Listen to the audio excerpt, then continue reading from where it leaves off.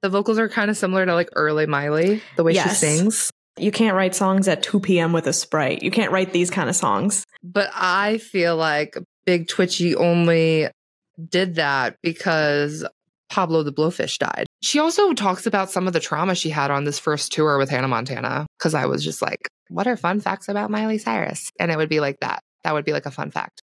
No, I did not know this. Happy to be back recording with you virtually, but not as happy as I would be if we were together. I know. It was so fun. Like the second that you left, I was like, I'll never laugh again. I was going to text you something really dramatic to be like, I hope you made it home safe, but I haven't laughed since you've been gone. Oh, you should have sent that to me. That's so cute. It was true. I feel like, we just giggled and goofed around.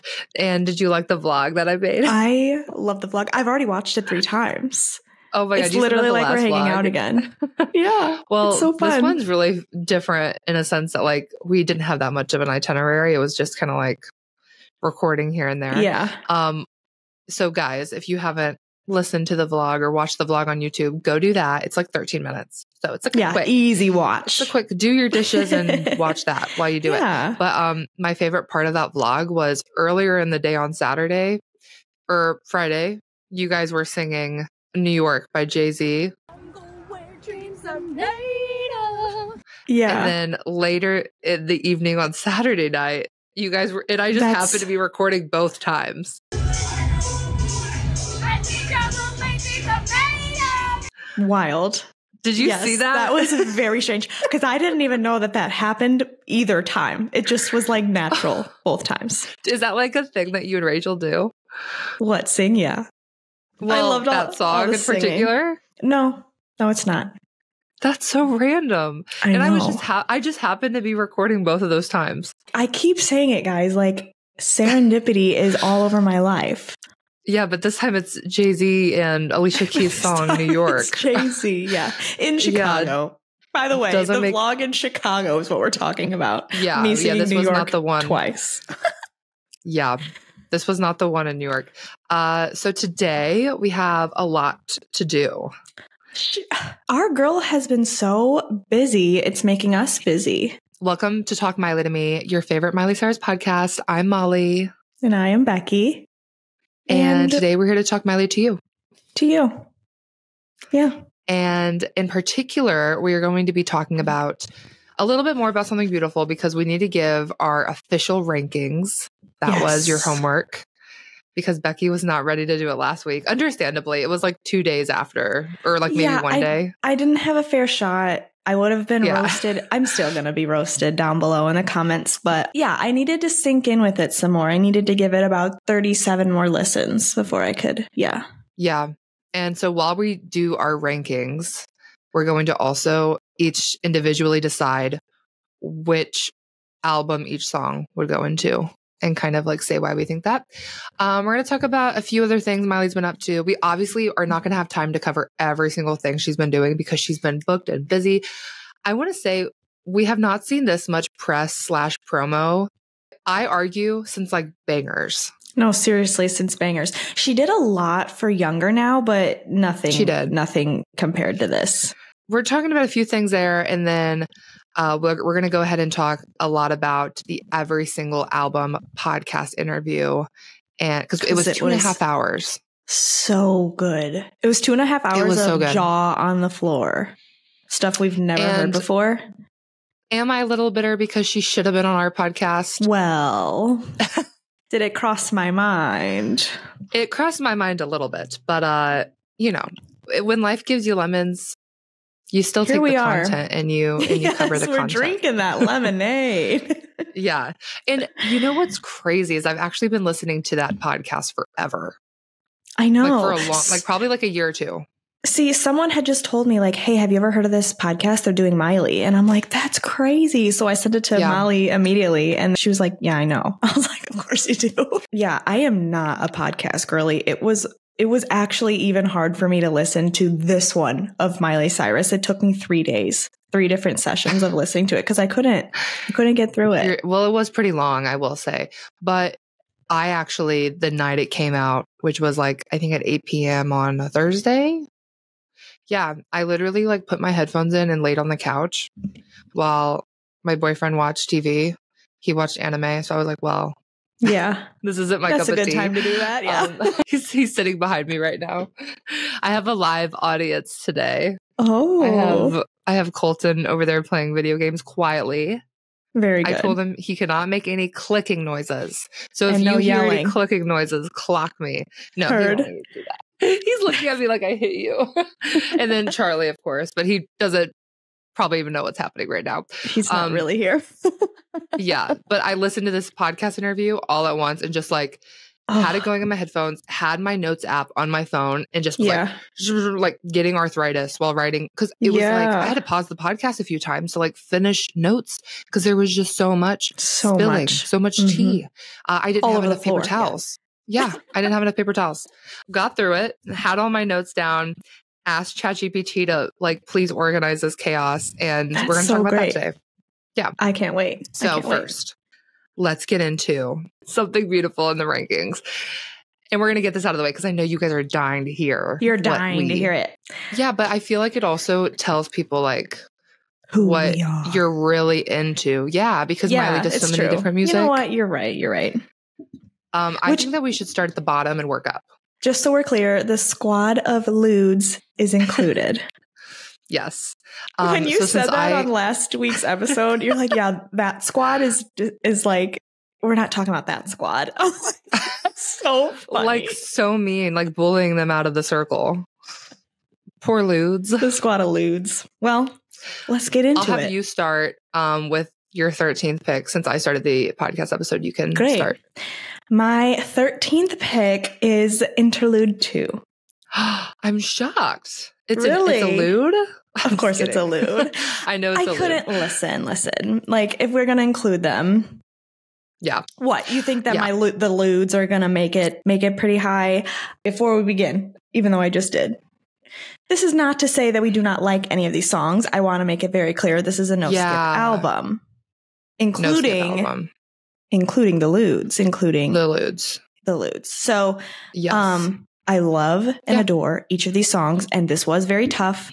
And I kind of did it quickly. I just went with my heart. Yeah.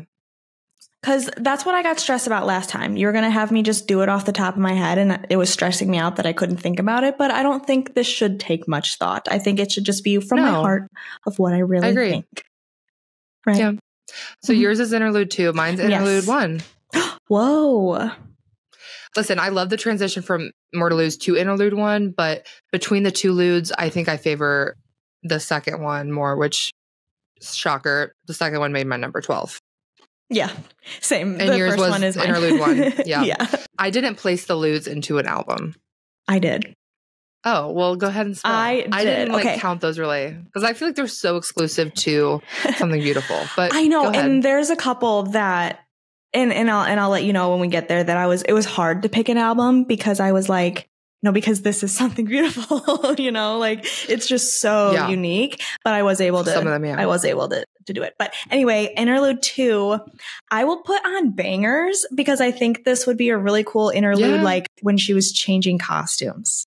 That's where I could do that. Mm-hmm. Yeah. And so along the same lines with Interlude 1, I thought that this is kind of crazy. I put this on Meet Miley Cyrus, but with the same intention that this is like playing while we're like transitioning from Hannah to Miley on the tour. Oh, I like that. Yeah. I think that's interesting. I can totally see that. Because you know how I feel about Interlude 1. It's like mysterious to me almost. It is. True. So I felt like this is a good transition into Meet Miley Cyrus. And then I really thought that it'd be a good transition into even the first song she sings when she comes out as Miley Cyrus on tour. Yeah.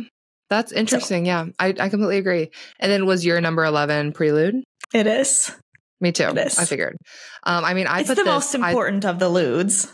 It's the most important. It's the leader of the lewds. Yes. And I just figured this would be a good one for Dead Pets. I put this on Endless Summer Vacation.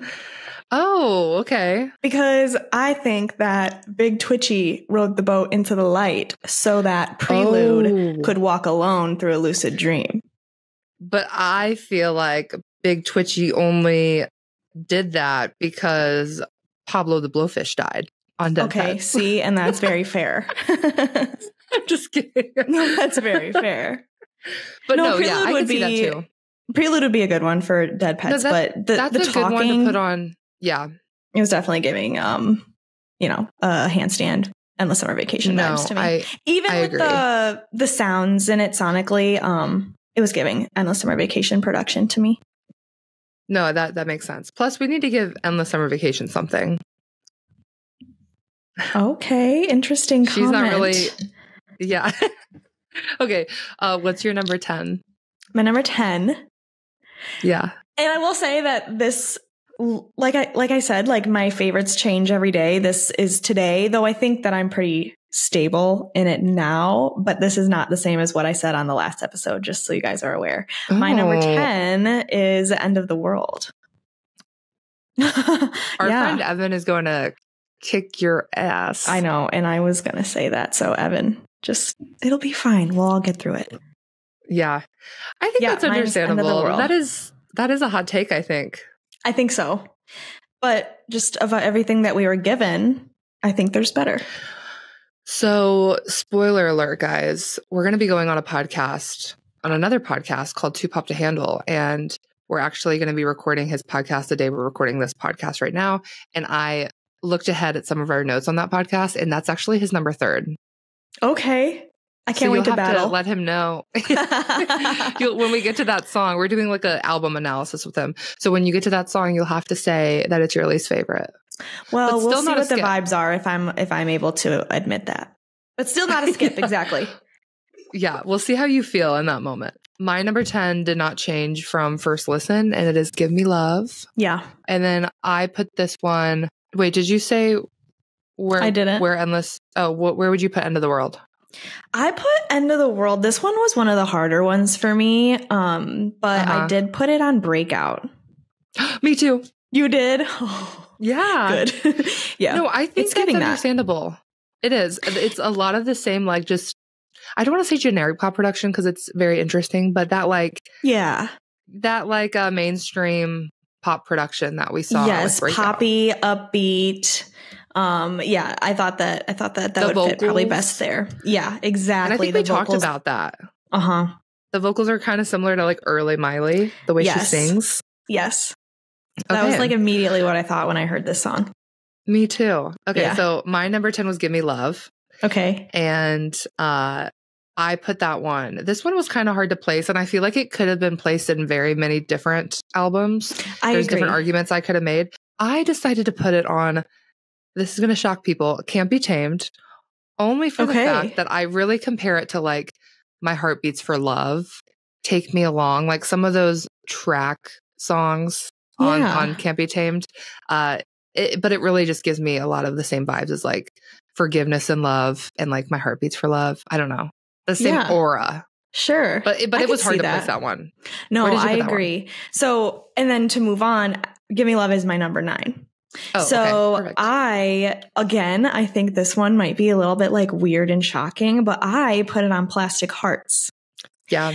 But this is only because it reminds me so much of Golden G-String. Yeah. So much. Yeah, that was immediately what I thought. Yeah. When I heard that song, I was like, she's closing this the same way that she closed Plastic Hearts. And those songs are very similar to me. I completely agree.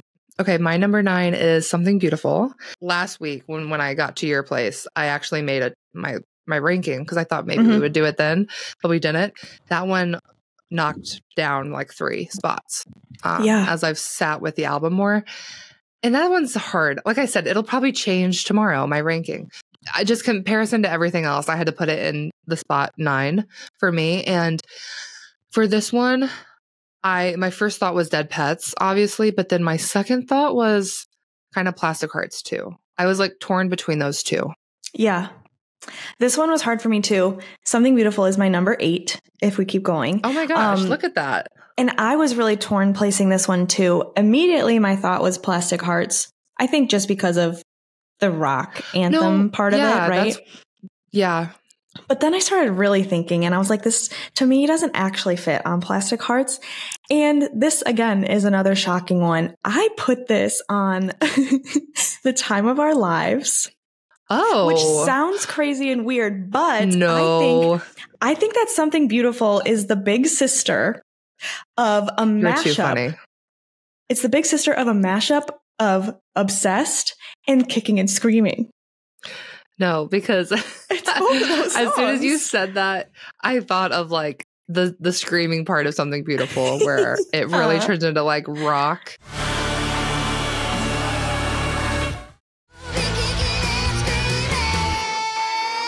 Yes. AF. I thought of Kicking and Screaming. That is hilarious. Yeah, no, I could definitely see that.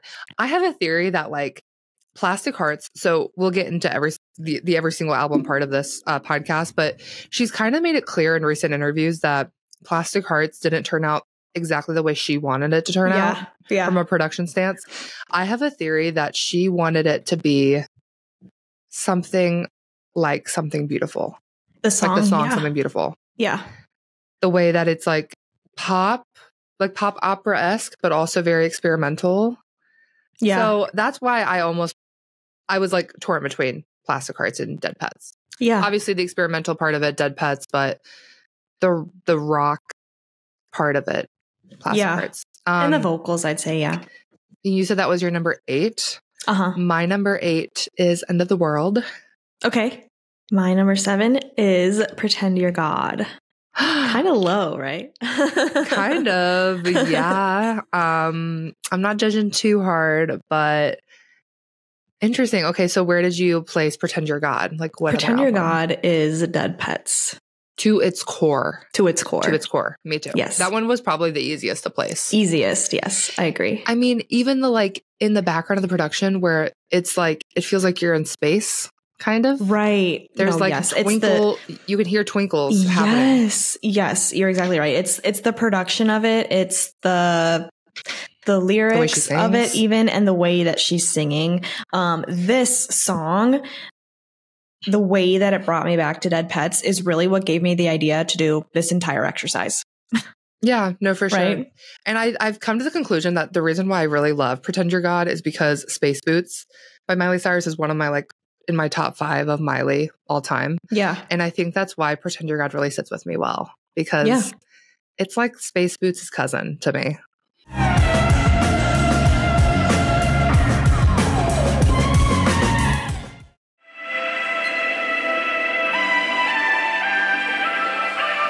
I can see that for sure.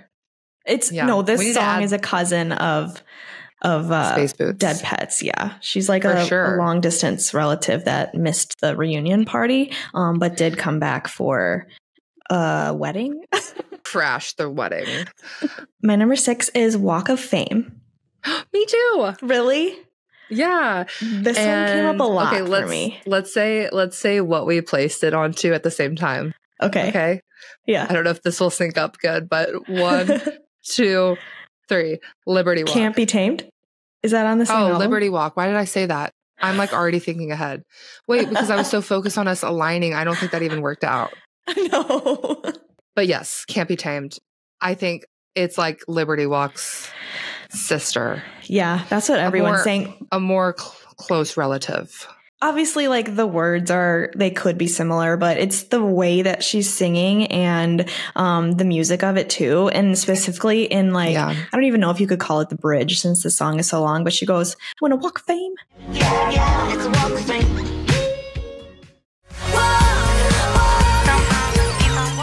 Very Michael Jackson. Yes, but it's very Can't Be Tamed to its core. Yeah. No, it's like really giving like younger Miley Cyrus. Yeah, it's like elevated, Can't Be Tamed, better production, higher quality. Not that Can't Be Tamed is low quality, but it's very much like you can tell that it's from 2010. Young. Yeah. You could tell that she's 16, 17. We had the same number 6. Very cool. Okay, what's your number 5? My number 5 is Golden Burning Sun. Where did you place that? So I'm really torn on this one, and I put it on Endless Summer Vacation because, it's quite The literally a sun. scrap from there, right? I did also consider Younger Now because I felt like Younger Now needed something. I put Younger Now. Did you? I think the reason why I put Younger Now down was because of how loving of a song it is. That's exactly why I thought that. It's not really the sound of it. It's not the melody or the production that would fit. It's where her head was at while she was writing it. Yeah. Even though now that I'm thinking about it, Younger Now actually has some like really crazy songs on there saying like, I woke up in a bad mood and like you're lucky if I ever get to be your wife. Yeah. Anyway, gee. So my number 5 is More to Lose. Okay. And I had a hard time placing this one, but I think I put it on Plastic Hearts. Yeah. Just because it kind of reminded me of some of those deep cuts like High. Never Be Me. You're right. Like, I don't know. You're just right. That kind of like ballad or like Angels Like You. Yeah. I didn't think of it that way. I didn't think of those, but I like that a lot. More to Lose is my number 4. And I was having a really hard time with this one because I didn't even think about those ballads on Plastic Hearts. I think I like your answer better than mine, but I said Bangers. But because it kind of is like, it's kind of like a response to Adore You almost. And the struggles that she's singing about in this song are kind of what she is singing about in the ballads of Bangers. No, and you're so right. This kind of feels like a song that would be written around the time that she was writing those other deep cuts on Bangers, like when she was going through that first split with Liam. Yeah. Because everyone's always asking if this song is about Liam Hemsworth. And I feel like maybe it was inspired by experiences that she had through that breakup, but I don't think it's like directly about him because she just wrote this recently. I think that that's true, though. She does say that most of her songs are about Liam in a recent interview, but I do feel like it could be definitely a little bit about him. That being said, the thoughts behind the lyrics of this are like definitely very advanced past what she was singing about on Bangers, but that is where I put it. Yeah, I could see that too. So that was your number 4. Mm-hmm. My number 4 is Golden Burning Sun. Okay, yeah. Which I want to point out actually got brought up for me.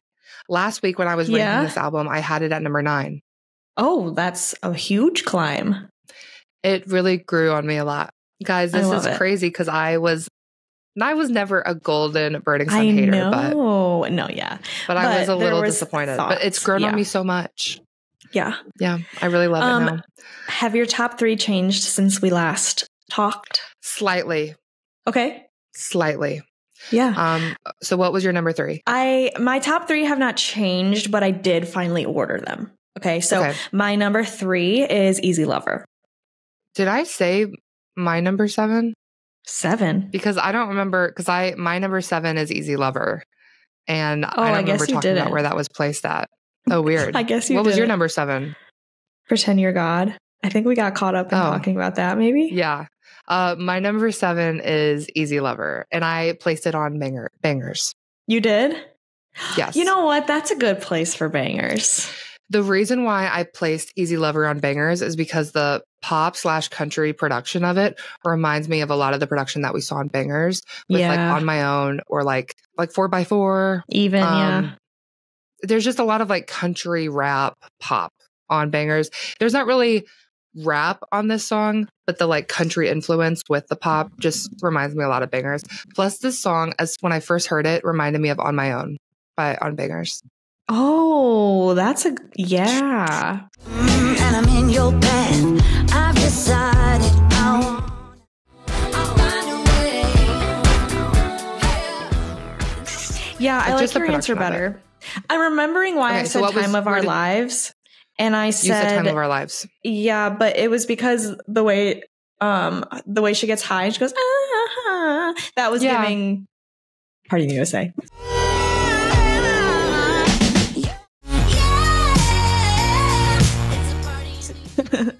Kind of like the way she was singing, using her voice back then. Yeah. No, that makes sense. Yeah, we totally skipped over that one. Sorry. I was so confused for a minute because I was like, wait, why have we not talked about placing that yet?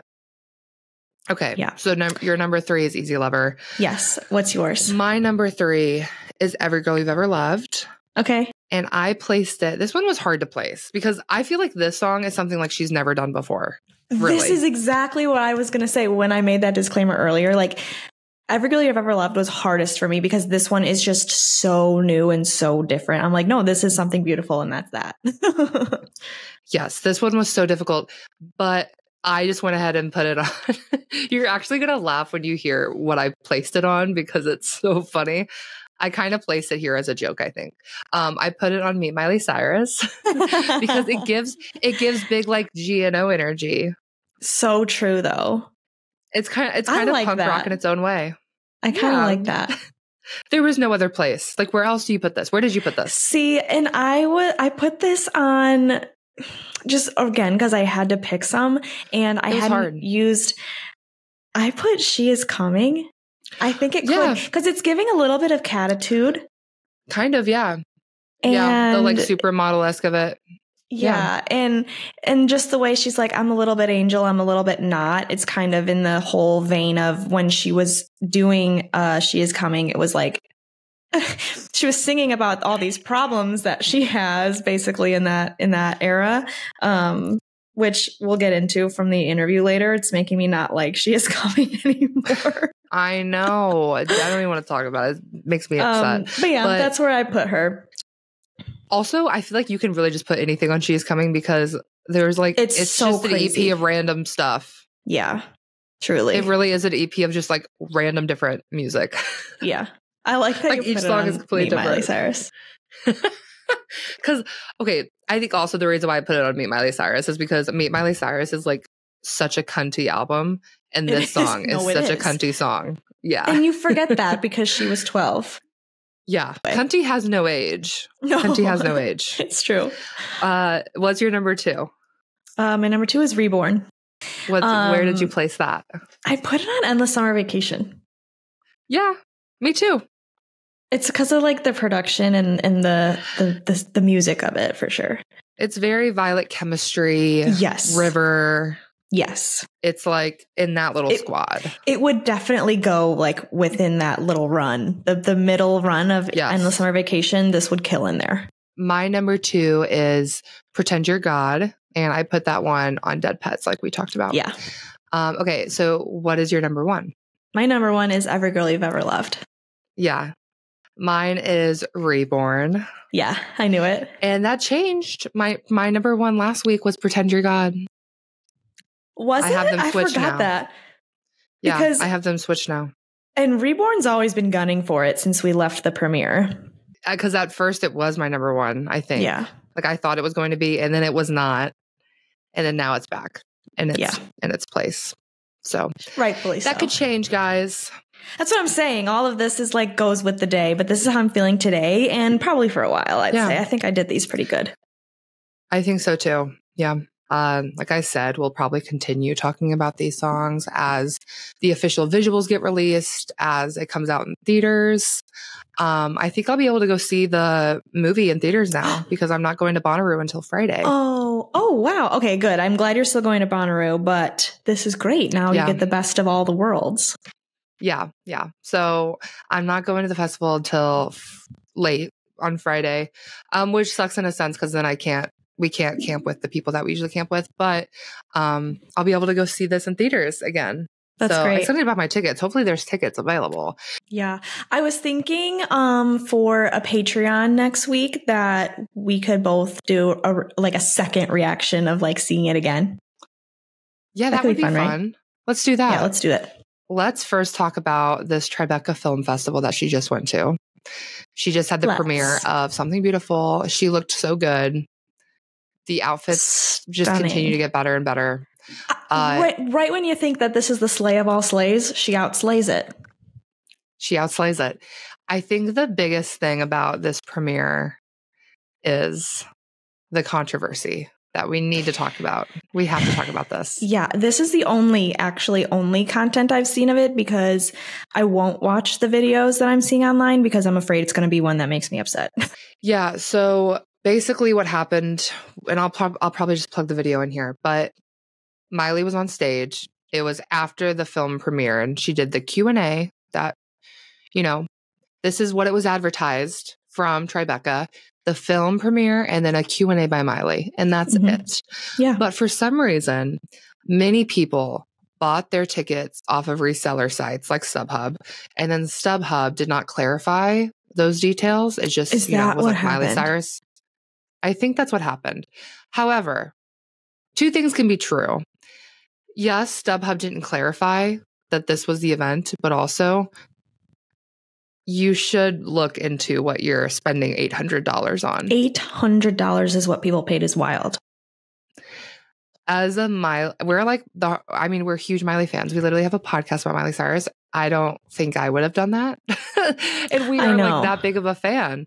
But I think this is what happens sometimes when certain people have a lot of money to just spend on whatever, and they see Miley Cyrus and they just purchase really quickly. They don't look anything else into it because they're not really they're not like the biggest fans, but they like her and they just want to see her perform. And then they're devastated because she's not performing, because they thought that it was a concert, because it's Miley Cyrus. Usually if it's an event, it's a concert. Yeah. What else would you be seeing Miley Cyrus for if you didn't know?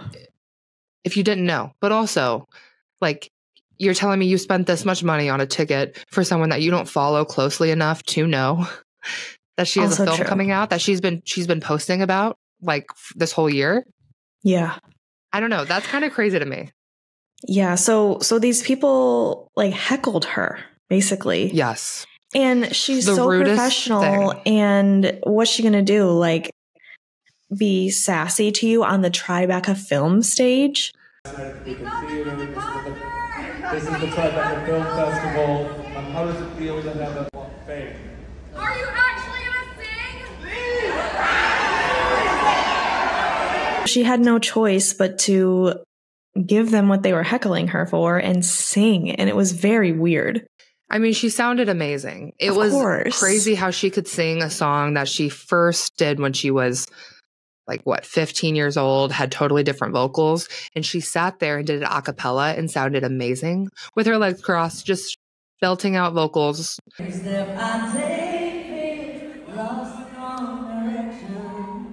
not singing.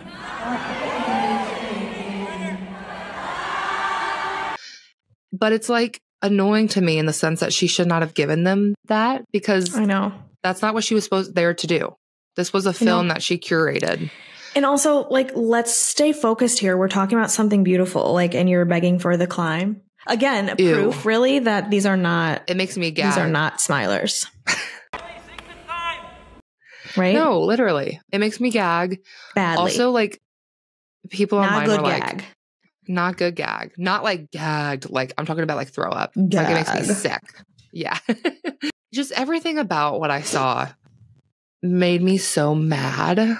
Same. And it sucks because it made me icky because, like, yeah, Americans are so freaking entitled sometimes. That's also what it made me feel like. I saw some people online that's like, oh my God, only Americans would do this. And I'm like, yeah, you're actually so right. And we've seen the difference of her coming out of a hotel in America versus, say, Paris. And the way she was treated was just so different. This is like... And it's funny to see the difference here of people who purchased and who people, it was like anyone could opt to go and purchase these, right? And every other event we've seen has been invite only for free for real fans. And that's just not happened because they're real fans who had the privilege to go, and it wasn't just like that anyone could buy a ticket and go, right? Yeah. It wasn't like someone with a lot of money or like an influencer, you know, like it was people that actually did care about her music and that have listened to her for a long time and knew that it was a film and not a freaking concert. I just can't get over that, because how could you look at Tribeca Film Festival, buy tickets for that much money and not know that it's a film premiere? So it also made me just embarrassed for her because I feel like she was up there in a new territory doing something completely new. Yes. And that's already nerve-wracking because this is something that she's not used to doing. Good point. She's sitting up there with her collaborators who are also probably just as nervous. Film people, by the way. Yes.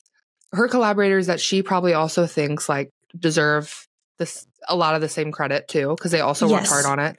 Yes. And these people are just like, sing the climb. Like, can we not talk about the mood, like why we are here? Yeah, I know. That was so rude. I would throw a QR code at them. The QR code would lead to a live performance of the climb on YouTube. Yeah, you can watch that all you want. Yeah, so it just was not. And like the shock on her face, did you see that?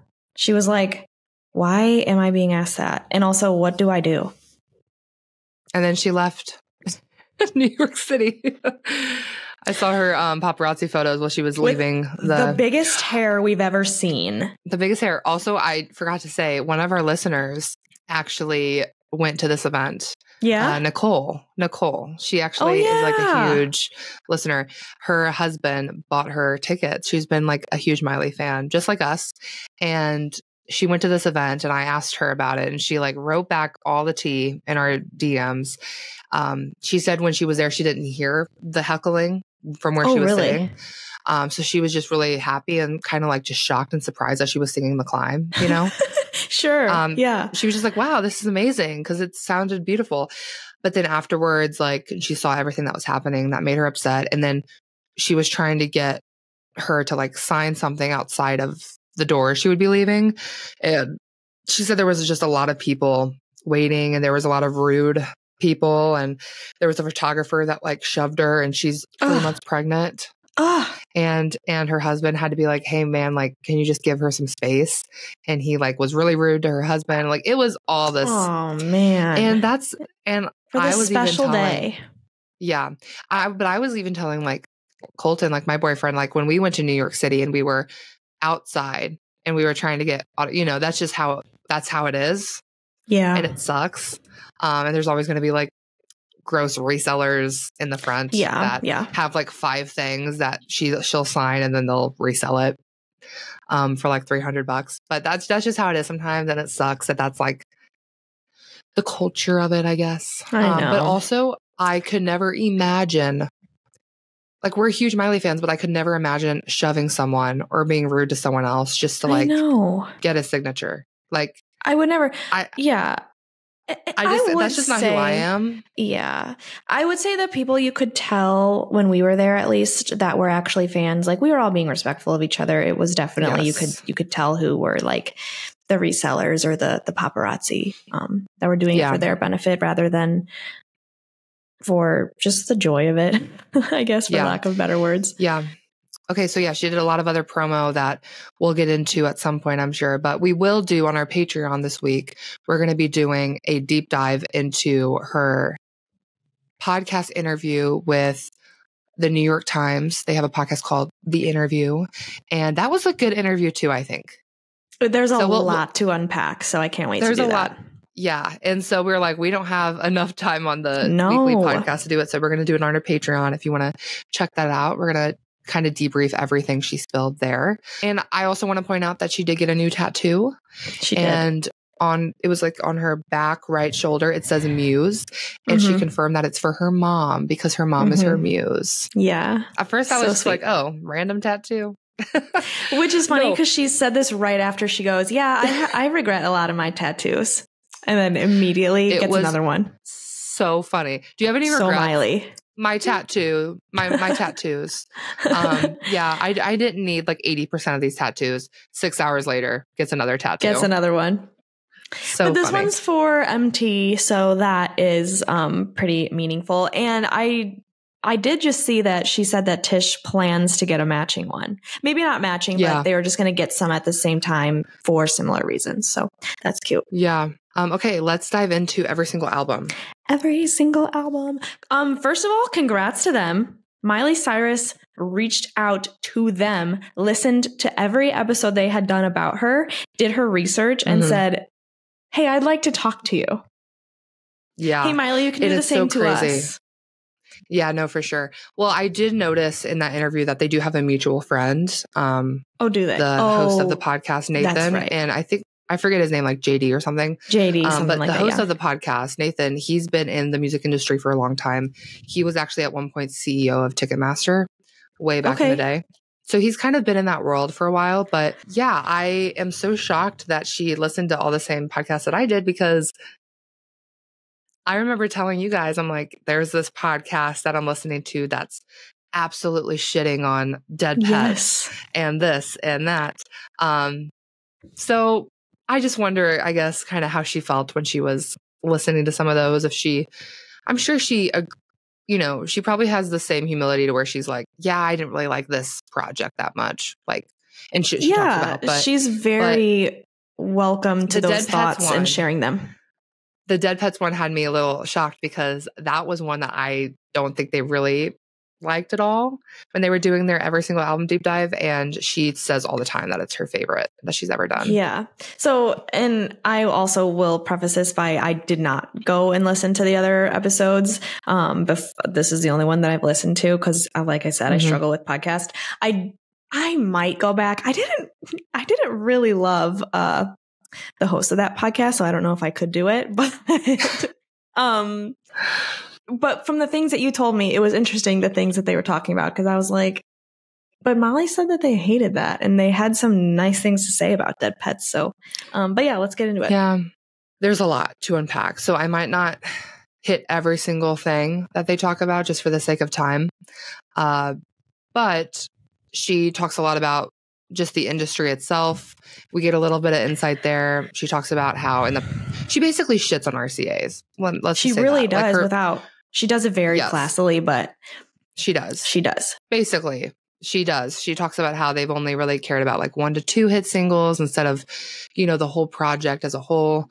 Whereas she's someone that likes to push out like high quality music. And it's not always about that when it comes to the music industry. And she's a very clear understanding of like how the music industry works and how it is when you're signed to a record label. She talks about a lot of the creative processes. She talks about her vocal health a little bit, her sobriety, but they really start with the Hannah Montana era. They go through each era kind of in order. What I thought was really funny is that she said she recently attended a 11-year-old show, and it was like her friend's show, and she was like, they were okay. And the friend was like, oh my God, she's 11. And Miley's like, yeah, but when I was 11, like I couldn't mess up any lines, or nobody would come to my world tour. Like I couldn't make any mistakes. They were comparing her to like other superstars like Lady Gaga and like other people. It didn't matter that she was 11. She was being judged the same way. And so it's very interesting to like finally hear her say something like that, because she's like very much being actually open about what she really thinks these days. And so to say something like that, it was like shocking, because she did make that comment like, as an adult, I'd never judge a child. She's not judging them like the way that she's been harshly judged in the media. No, she's just saying like, comparing her experience. Yeah. Yeah. And what I also found was really interesting about this part of the interview was that she talks about her creative process in some of the Hannah Montana songs, which I had no idea about. No. But apparently she had a hand in writing, or I guess rewriting, some of the Hannah songs. Yeah. And her discography. Which is so cool. Which is so cool. She talks about how she didn't get any like writing credit on these songs when she probably should have. But she was just so young, she didn't really think to ask. But she would come into these rooms, they would have these songs that, older men would write for the show. And she'd be like, okay, this doesn't really relate to me. So it's not really going to relate to other people my age or younger in that sense. Yeah. So she would make tweaks here and there. And I thought that was really interesting. That was something I had never known. I just always thought it was strictly, and probably it was like the season 1, right? But I thought it was always throughout every single season, here are the songs that you sing. You just do the vocals and we're done. Yeah. But it wasn't like that at all. It's really fun to hear that, because imagine being so aware. Like she really was very self-aware at this age, because I wouldn't have thought that, but she saying like, I'm 11 and I don't want to listen to this. So I know other 11-year-olds won't want to listen to this. The fact that she threw in her Shania Twain ad libs on purpose because she liked how Shania Twain did it. That's iconic. Yeah. Well, because I remember listening to that podcast when they were covering Hannah Montana, and Nathan thought it was really like cringy, the like little ad libs. Yeah. The like, yeah. And I guess so. I think we just think of it differently. Like we think of it as iconic because we grew up with it. Like I love screaming out, not just singing the song, but screaming out the, yeah. All right. Like, you know, all the little things. But he was like, who was making her do this? And she actually came out. She's like, no, I strategically wanted to do this because I was inspired by country pop icons like Shania Twain. And if you listen to Shania Twain, she does the same thing. Same thing. And now Sabrina's doing it, by the way. Yeah. In her adult music. Yeah. Well, I guess Shania Twain was adult music too. So yeah, I do remember like thinking like some of these yas and heys are like kind of silly, but they are necessary. It was just Hannah Montana. Yeah. Yeah, it was Hannah Montana. That's kind of what she did. Yeah. She talks a lot about her childhood too, and how she's always kind of been this like wild child, and that her parents thought that she'd end up at Hooters. So this was kind of like her other option. She was like, Tish said, I was either going to end up at Hooters or I was going to be a superstar. And it's like no in between. Because she said she was always trying to get naked in Cracker Barrel. Right. Specifically Cracker Barrel. That's so funny. I was laughing so hard. But then she talks about when she hits around 15, 16 years old and she starts feeling a change in herself, and that she's not feeling as comfortable putting the wig on anymore because she feels like she's a fraud because she's experiencing more adult things. So she said that when she discovered sex, I couldn't put the wig on again. I thought I was lying to people by being a sexless, innocent kid. So I started pushing for Hannah to grow. And that's when Disney started caging me. Yeah. Which then kind of results into Can't Be Tamed. But she also talks about some of the trauma she had on this first tour with Hannah Montana, which... Did you know about this? I feel like I knew about her... I forget what the condition is called, but I knew that she had this heart condition. Tachycardia? Is that what it is? Yes. And I had known that since, I think, this era. Because I was just like, what are fun facts about Miley Cyrus? And it would be like that. That would be like a fun fact. No, I did not know this. Somehow I missed she had that. But I guess I didn't realize the extent of like how traumatic it was. Yeah. Until she talked about it here. Before she gets into Can't Be Tamed, like I mentioned, she does have her Meet Miley Cyrus album and her breakout album, which I feel like as an era, they do kind of go together pretty well. Yeah, they really do. They just happen so quick, back to back. So Meet Miley Cyrus, obviously her first breakup album. Tish told her, write about your breakup. And that's kind of how this album started, she said. And I think we did know this, but I always think this fact is really cool. The first song that she ever recorded was GNO, and she actually recorded it in a house that years later, when Miley and Liam were split up, Liam bought that house. So Miley wasn't even with Liam when Liam purchased this house that Miley once was in recording her first album. Then around like a little bit after Dead Pets, around Dead Pets era, Miley and Liam get back together, and Liam's living in the house she first recorded GNO in. And then that's the house that burned down. Isn't that wild? The universe is scary. The universe is scary. No, that's crazy. I don't even know what that means from the universe. I just know that scares me. Yes, agreed. Whatever that means. Whatever that means. She talks about some of her tracks. Driveway is her favorite. She has taste. And I think it's a great song. Music critics really like this song too. Yeah. Not just the fans. And then she points out the fact that Ticketmaster has a law that is named after her due to the Best of Both Worlds tour chaos. And we talked about this a little bit, I think, in our one of our deep dives, but just how crazy the ticket sales were for the Best of Both Worlds tour. It was the Eras tour before the Eras tour. No, really though. And they still haven't people fixed needed it. Tickets. They still haven't fixed the Ticketmaster BS. Right. Isn't that funny? You'd think they'd learn. And what's so funny is Nathan, the host of the podcast, was Ticketmaster CEO. Also, fun fact, Tish once nearly punched someone at Hollywood Records. Yeah. And they had to hold her back because they said phones don't light up for Miley like they do for others. So then her and her mom, they went and made Who Owns My Heart music video with real jewelry that Hannah could not afford. Why would they even say that? She told the story like scums. She had to like literally hold her back across the table like you see in the movies. With Miley in the room, I mean, like, my God. I know. She's literally like a 17-year-old at this point, probably. Yeah. 16, 17. So around this era, I also want to talk about, she brings up Nick Jonas. I know. Around this era. She actually talks about Nick Jonas a lot. I wonder what Nick Jonas is thinking right now. Nick Jonas dumped me. He's a dick, you know, but they were like, okay, we could say that he's like, you know, not a very nice boy, you know, or whatever. But I was probably like, he's an asshole. Nick's still catching strays today. He's catching the fucking shit. I like Nick. I'm into him. He's like married with children. Yeah. We're all moving on. Yeah. Everything is good in the world. Yeah. Miley for life. I know. He has to know, right?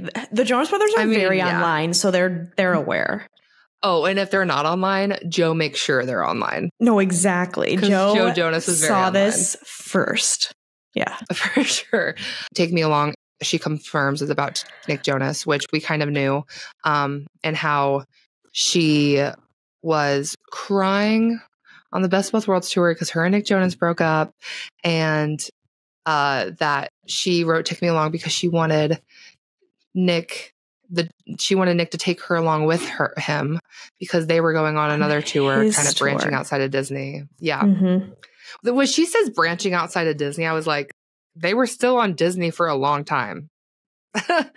Yeah, but the Jonas Brothers, to me, they had a show Jonas Brothers music and Jonas LA were like branded very differently.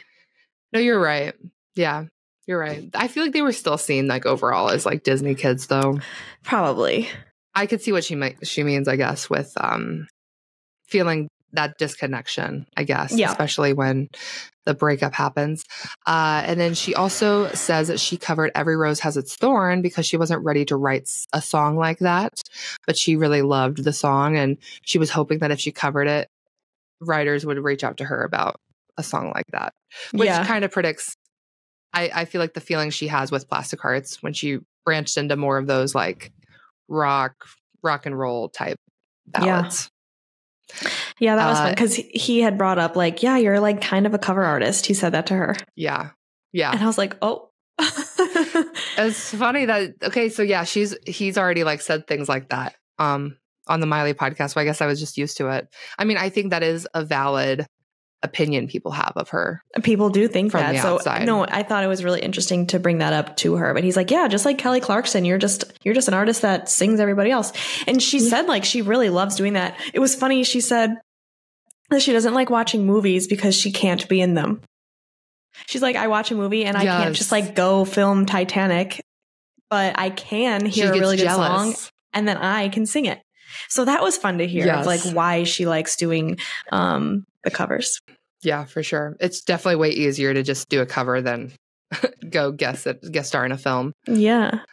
She also confirms that Party in the USA was cut while she was filming the last song. Came out the week Michael Jackson died. Fun fact. Yeah. Okay. I know we're getting through this pretty quick, but anything else on either of those eras? The Can't Be Tamed time of our lives. Okay, let's get into the good. Bangers. The good shit. Bangers. This is how Tish says, this is when we really started pumping up the party. 2013, 14 to today. Mom, she said this is when we started pumping up the party.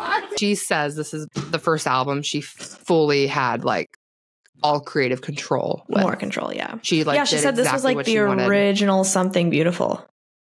Yes, exactly. Yeah. The first fully authentic album.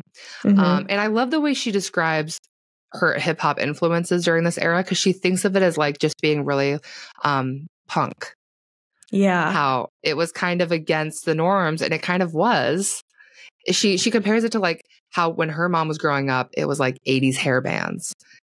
But when she's growing up in the party scene, it's Juicy J. That's what this was. Exactly. Yeah.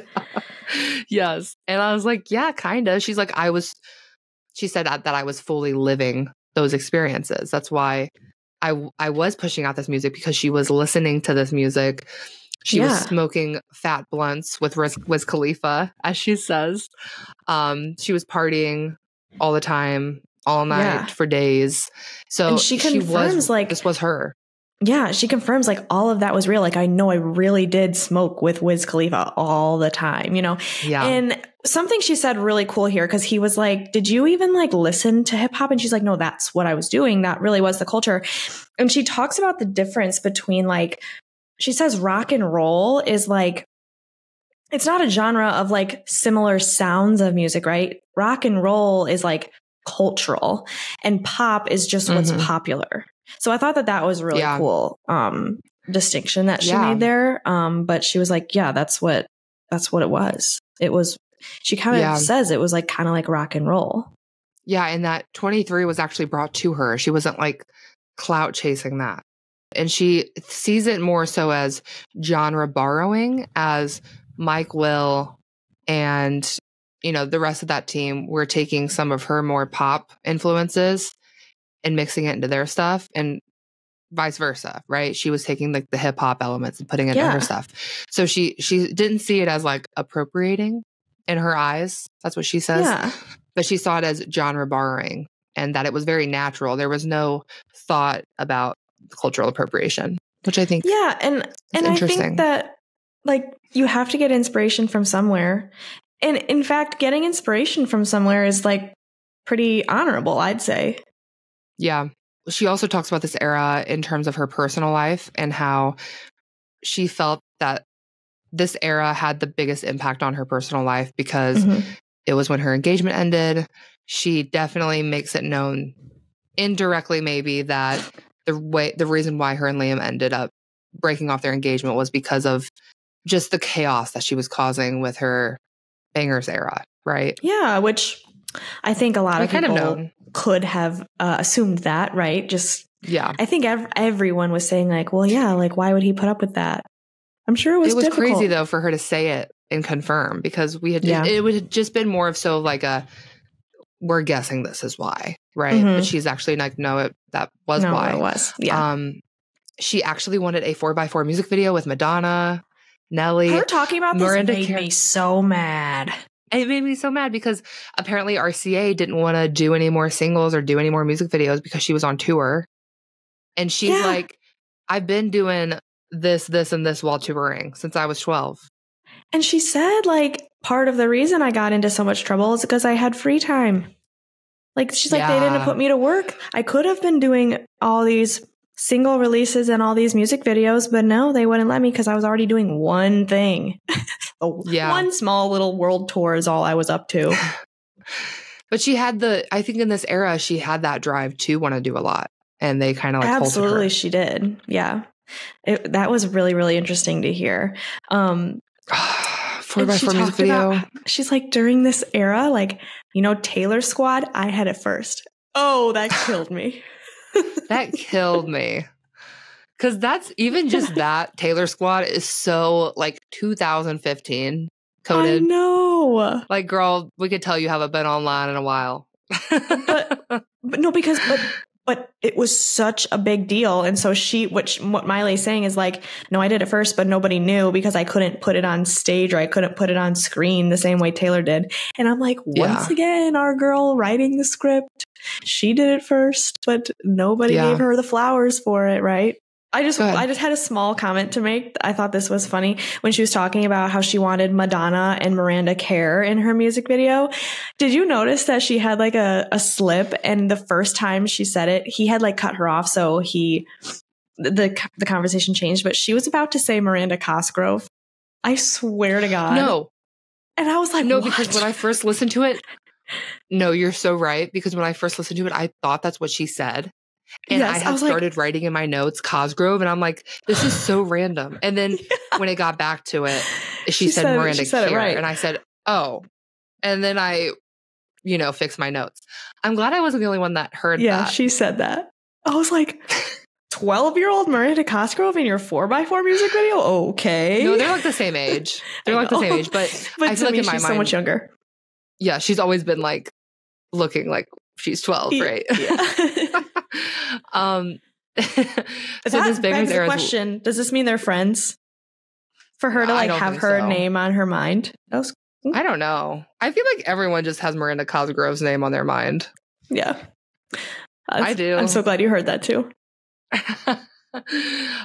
She starts talking about her drug use during the Bangers era. Yeah. And you already pointed out that, you know, that's why she did get into partying a lot, because she was bored, basically. Yeah. But she talked about how one time after a show in Nashville, when she wanted to do this music video, but she got turned down, she instead got drunk one night, got her wisdom teeth out the next morning, and then kept partying for like 2 or 3 more days.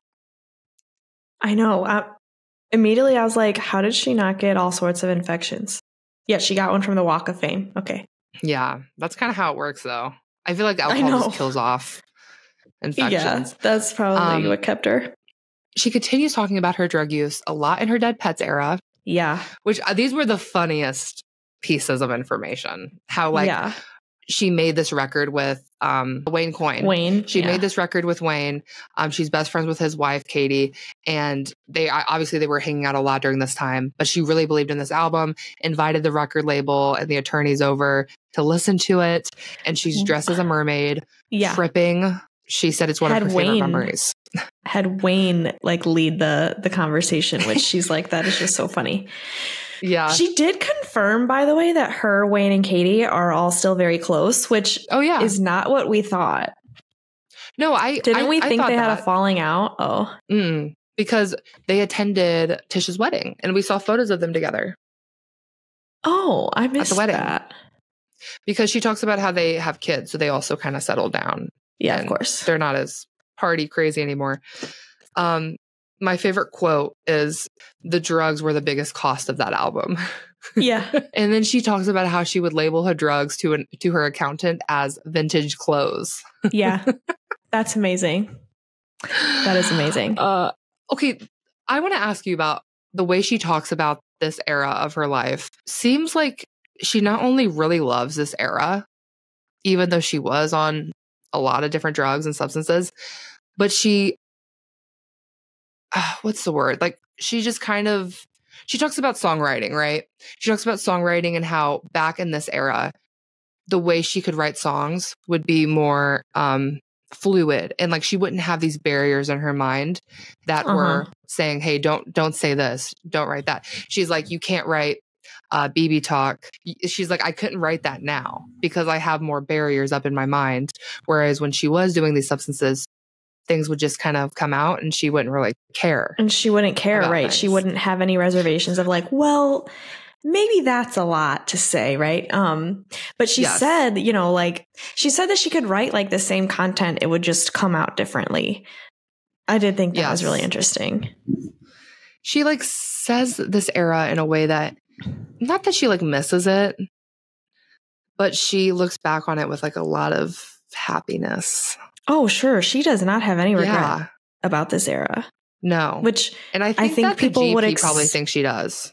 Would expect that she should, even because drugs are bad, but and she she's still sober has now. Some of her favorite memories and some of her favorite art that she's ever done. That was just freedom, I think, for her. Lighter was written for Ariana Grande. Does that mean that she wrote that like about her, or she wrote that to go on like as in dedication towards, or she wrote it for Ariana Grande to sing? I personally think she just wrote it for her to sing. Yeah. Because she does that now with like with Two Most Wanted and Easy Lover, like, and whoever knows what else that we just don't know about. I feel like she said something about writing for John Mayer. I didn't know that she just like sits and writes for other people, which is so funny. I didn't realize because she talks about how she's jealous of Sia and how Sia gets to just sit at home with her wig and write for other people and she doesn't have to go do anything. Yes. Yeah. I'm like, you would be jealous of that. But in my heart, I don't think Miley could do that for very long. No, she doesn't like to be a background character. No, exactly. You did pull out this quote that I thought was funny, and she's like, you can't write songs at 2 p.m. with a Sprite. You can't write these kind of songs. Yeah. She's like, no, you needed drugs to do what I did. Yeah. It's true. Exactly. So Younger Now, the album that she basically had come out of her wanting to save her relationship with Liam Hemsworth. Right? Yeah. And also, Kinda. I mean, like her career. Mm-hmm. Right. I think it was for both, for the GP and for her husband. She said it was still influenced by dead pets as she wasn't fully sober yet. I know, which is crazy to know. She definitely played it off like she was. Yeah. She did. She calls the song Thinkin' trash. Yes, she does not like the song Thinkin'. She did. She says basically she wrote it in a dream. Wanted to put it out. She's like, wow, I wrote this song in my dream. I can push it out. And she said people told her not to do it and she just still did it. And she regrets putting it out, she said. Yeah. We're going to get into this in the next era that we talk about, but she does this with another song too. And I feel like Miley fans that really love the song Thinkin', like rip. I know. I'm so sorry. I know. But this was another one where she got more into what the label wanted from her in this era. Yeah. And it's crazy that they don't consider Malibu to be a hit. Oh, that's what I also was thinking too. Yeah, they didn't. Don't be doing that. Yeah, she really just talks about like how the album had imposed like restrictions because of the pressure that Liam's public persona had on her. Like she didn't want what she was doing to affect the people around her, which I understand. Because it did, right? She was like, it did. He was having his movie franchise and his brother, and just because we're dating, what I was doing got pulled into what their family does, which, you know. Yeah. So that was tough. I know. But we kind of knew she wasn't really into the Younger Now era, which is like you can tell like who's a reseller on the streets if they have like a Younger Now vinyl. Right. For her to sign. Yeah, they don't know. She is coming / slide away. She talks about the song Cold Blooded, the leaked song Cold Blooded, which I feel like is huge in the Smiler community, and that it's about her dad, which we also speculated, and that it was originally meant for this album, but they didn't want her to put it on there. Instead, they wanted her to do a song called Unholy. And she felt like it belittled her into being this persona of her while she was actually sober during this time. Which I didn't realize she was sober during this time. I think she had a few relapses during this era, but for the most of it, I guess she was sober. But geez, the whole EP was about being on drugs and bad, and drugs rule everything around me. Drugs rule everything around me. When I hear that song, I think of it as like she's looking back at like a previous person, like a previous era of herself. Yeah. But Unholy is definitely more, I would think, like this is how she's feeling now. Yeah. The things that she said about this EP made me sad. This is not my favorite, I will say, but there are some good ones. I like it. Yeah. Yes. I love Drugs Rule Everything Around Me. That is like one of my favorite Miley songs. It's not. But she didn't shit on that one of mine, but she shit on Unholy. The record label told her not to reveal her sobriety publicly. Like, so wild, because they were thinking about the success that Bangers had. Exactly. And it's just so the success because of the controversy that everyone was talking about it. So they're like, let's keep that shit going, right? Unholy. Yeah.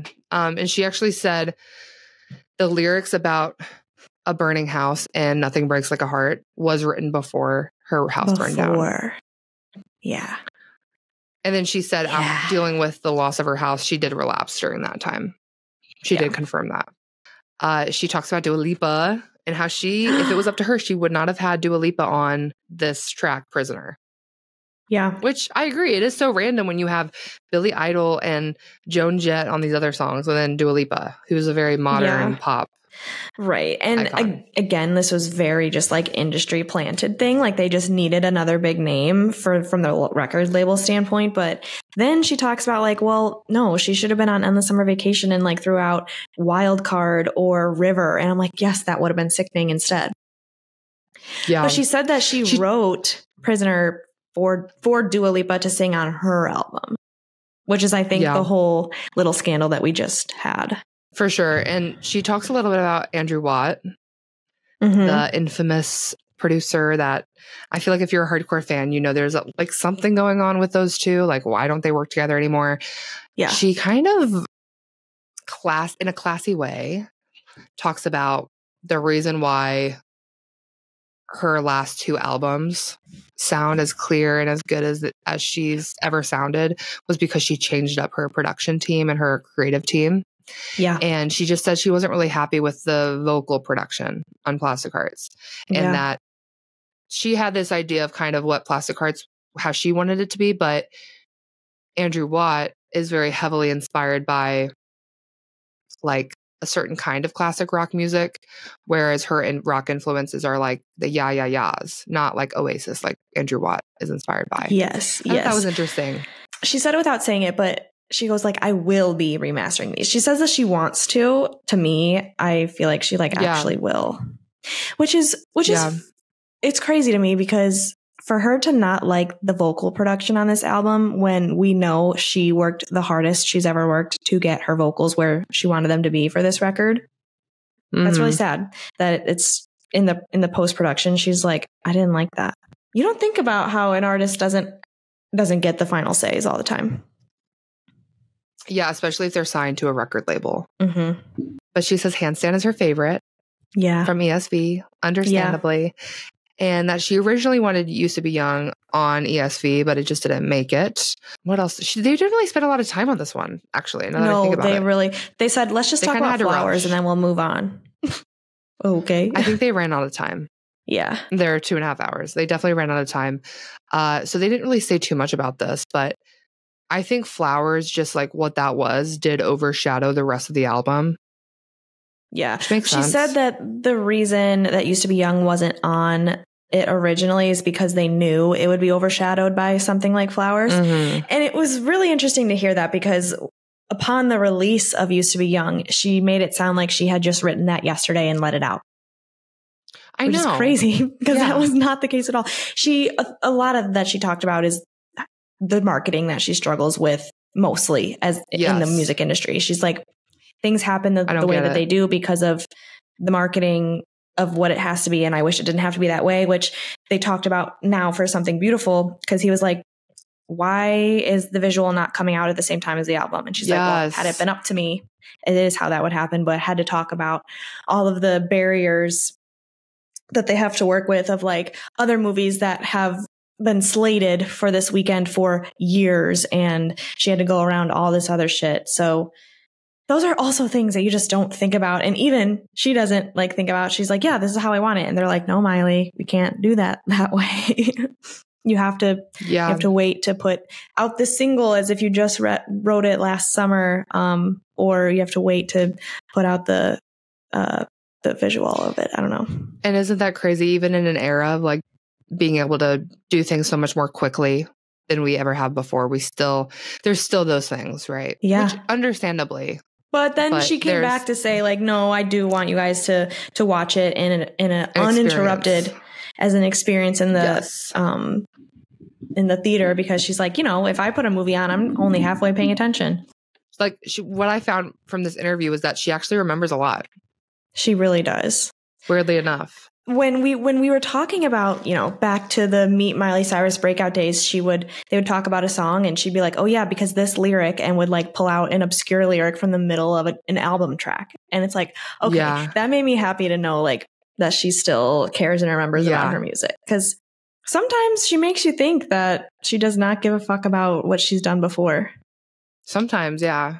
A lot of our press interviews that we've been getting from her, the interview that we're going to talk about on Patreon, the Zane Lowe interview, the things that she says on Jimmy Fallon, like even the things she said to us at the Spotify event have been very similar, right? She's talking about the strands of hair and the sequins, and she's talking about similar stories about Something Beautiful. But this entire interview was things that we have almost never heard before.